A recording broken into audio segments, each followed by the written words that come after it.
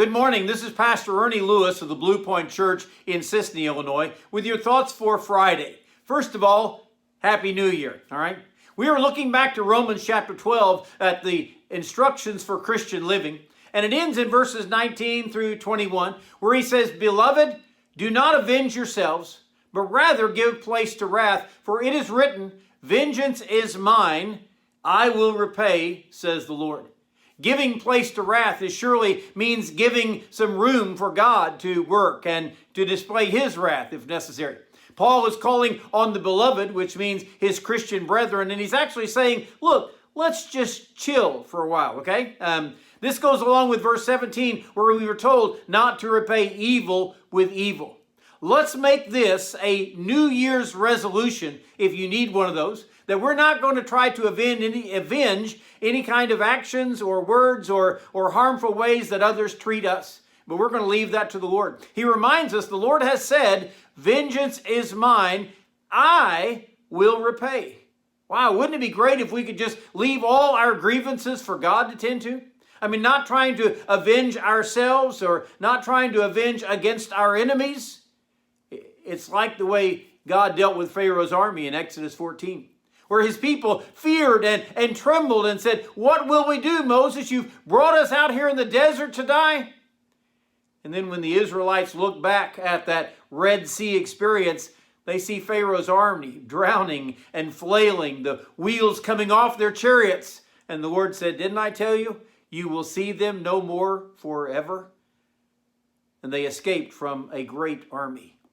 Or I'm reminded of the way God dealt with Jericho in the Old Testament story of the Canaanites. They went into that land to overcome a great walled city, and there was no way Israel could overcome them. They did not have the forces. They did not have the ability.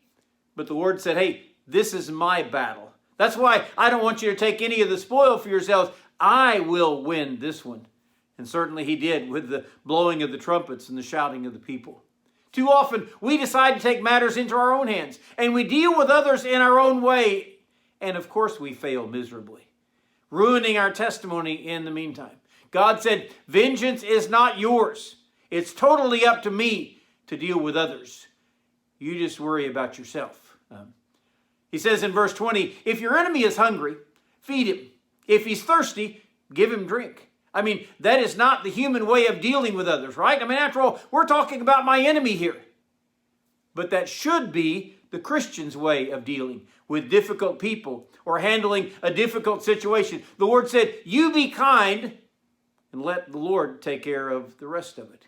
He will deliver the vengeance if necessary." Paul even explains here, "For in so doing, you will heap coals of fire on his head." Now, this is not literally heaping coals of fire on someone, but perhaps it's bringing about some guilt there that the Lord works in their lives. When we treat them well, when we feed the hungry enemy or offer a drink to the thirsty enemy, they'll get so confused. And in so doing, heaping those coals of fire, we won't bring those kind of actions, but God will work in their heart, in their mind, perhaps even bring a guilt that will cause them to change their ways, perhaps even cause a conviction that will bring them to Christ. So let's not be taking on all these things for ourselves.